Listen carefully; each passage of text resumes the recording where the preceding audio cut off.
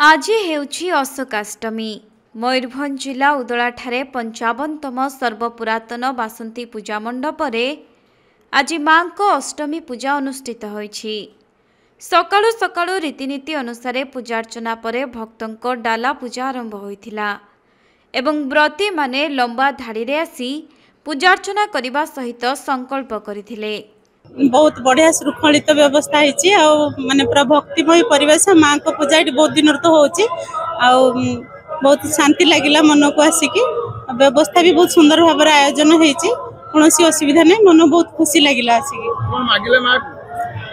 माँ समस्त को विश्ववासी जगत को माने शांति रे रखंतु आ जो प्रचंड खरा आसुची टिके कम करंतु समस्त को सुस्थ आ विश्व कल्याण रे समस्त रहंतु विषय बहुत सुंदर भक्तिमय परिवेश रही बढ़िया श्रृंखलित भाव में आयोजन होती सबकि आम बहुत अल्प समय भितर आसिक बहुत श्रृंखलित भाव में पूजा करके फेरी जाऊँ। तेबे पूजा कमिटी पक्षरु व्रती मानक पई समस्त व्यवस्था करा जायथिबा बेले किभଳି शांति श्रृंखलार सहित पूजा समापन हेबो से नै पुलिस मध्य सजग रहिछि। आज होची महाअष्टमी पूजा संध्या 7टा परे महासंधि पूजा हेबो त्रिदिनात्मक देवी पूजा आज विधि विधान रे संपन्न होउछि। 55 वर्ष रे ए मुदला बासंती पूजा कर्मकर्ता मानकर अक्लांत परिश्रम निष्ठापर सेवा द्वारा आज संपन्न हो पारि।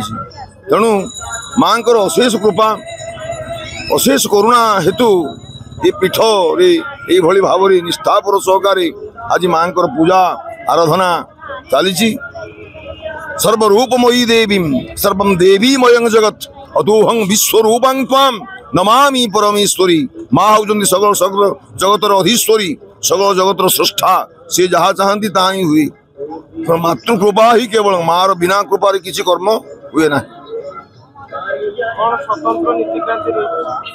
स्वतंत्र नीतिकांति आम राति बेलवरण आमर गुरुवार दिन बेलवरण होइछि माँ बिल्वाधिवास कर्म होइछि। शुक्रवार दिन माँ घटाधिवास होइछि नवपत्रिका प्रवेश होइछि। माँ पाखरे स्नान उपचार चंडीपाठ होम स्तव पाठ पठन होइछि।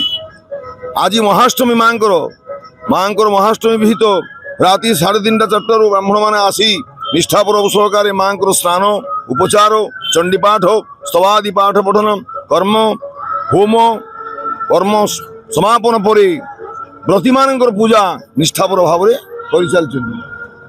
मयूरभंज जिला उदलारू बसंत बेहेरांको रिपोर्ट कोणार्क लाइव।